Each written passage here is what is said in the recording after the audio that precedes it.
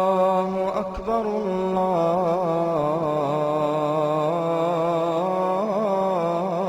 الله أكبر. كم من معاني ساقها المولى لنا بمحبة وفي الإله تآخي، وتذكروا فالخل يهجر خله، إلا التقاة فهم من الأبرار. كم من معاني ساقها المولى لنا بمحبة وفي الإله تآخي، وتذكروا فالخل يهجر خله، إلا التقاة فهم من الأبرار. С именем Аллаха Милостивого и Милосердного. Сегодняшний день мы хотим сделать особенным за счет Корана. Конечно, каждый день на протяжении всего года мы читаем Коран. Не проходит дня или ночи, когда бы мы, как мусульмане, не читали бы Коран, альхамдулилля, или как ваджиб, или как сунну. Как минимум мы читаем Коран в намазе, иногда читаем Коран после намаза, в другое время, помимо намаза. Мы живем с Кораном. Я не говорю тебе, чтобы ты просто слушал чтение других. Сегодня мы сами будем читать столько, сколько сможем из книги Всевышнего Аллаха. И не только ты один. Я хочу, чтобы Коран читал ты, твои родители, твоя жена, твои дети и твои братья. Все, кто живет в доме.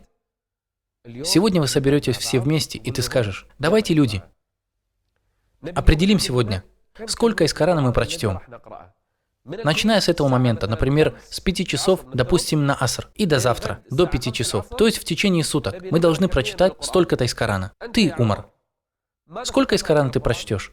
Он, например, скажет: за сегодняшний день я могу прочитать 3 джуза, отлично. А ты, Сара, что ты будешь читать? Клянусь Аллахом, я могу прочитать только 1 джуз. Сара маленькая, ничего страшного, 1 джуз, и ты записываешь это. Ты, Мухаммад, сколько ты будешь читать? Я прочитаю 9 джузов. Да ладно, 9 джузов? Это ведь много, Мухаммад. Нет, я могу прочитать 9 джузов. Хорошо, положись на Аллаха, я записываю тебе 9 джузов. Ты записываешь эти цифры, и мы сразу же начинаем. Давайте, дети, давай, Фулян. Постарайся сегодня меньше времени уделить готовке. Сегодня мы не хотим много еды. Выдели время для себя днем. Сегодня мы начнем. И это соревнование. Одному на джуз, другому на 3, третьему на 9. Но в результате каждый должен прочитать то, что он для себя решил. Сегодняшний день мы хотим сделать днем чтения Корана. Выключаем телевизор, отменяем некоторые наши дела, приостанавливаем некоторые наши проекты. Сегодня каждый из нас берет в руки мусхаф в своей комнате, в зале или еще где-то, открывает Коран и начинает читать.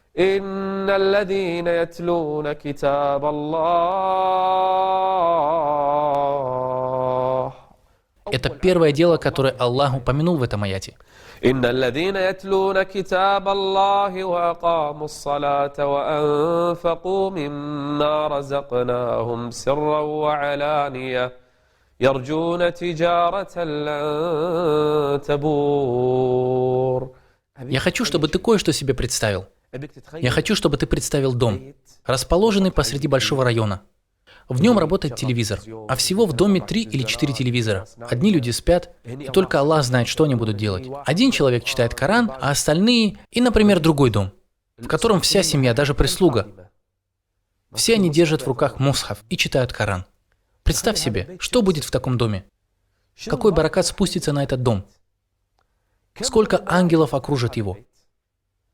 Представляешь ли ты себе? Веришь ли ты, что ангелы позовут других ангелов? Поспешите в этот дом. Это именно тот дом, который мы искали. Это то место, где сердце радуется. Это то место, в котором пребывает баракат. Читайте Коран. Читайте Коран. Это хадис. И воистину в судный день он придет и будет заступаться за своих обладателей. Заступничество будет за весь дом. За счет чего? За счет бараката Корана. Проведи большую часть дня в чтении Корана. С завтрашнего дня. Определи часы, когда ты будешь читать Коран. Сделай для себя и для остальных членов семьи расписание. В этом расписании напиши количество, сколько кому нужно будет прочитать. Например, Али собирается за месяц 3 раза прочитать Коран. Полностью. Хорошо. Тогда каждый день он должен читать по 3 джуза. Сара хочет прочитать весь Коран за месяц. Каждый день ей нужно читать 1 джуз. И ты будешь ставить пометки каждый день. Закончила она джуз или еще нет. Потом будет видно, кто соблюдает план, а кто опаздывает. Это будет видно. Что же ты, Умар? Давай, Юсуф, читай. Что с тобой? Закончи. Поощряй его. Посмотри, какие у него оправдания. Возможно, его что-то отвлекло. Следи за своими детьми. Следи за своей женой. Скажи им, это наша жизнь. Наша жизнь – это Коран. Клянусь Аллахом, если где-либо нет ничего из Корана, это будет испорченный, опустошенный дом. Дом, в котором живут шайтаны. Пророк жалуется своему Господу и говорит: وقال الرسول يا رب إن قوم اتخذوا هذا القرآن مهجورا. чтобы мы не подпали под эту жалобу, мы будем людьми Корана.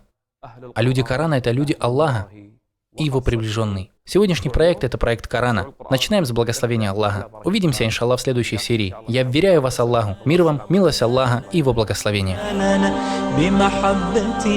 وفي الإله تآخي وتذكروا فالخل يهجر خله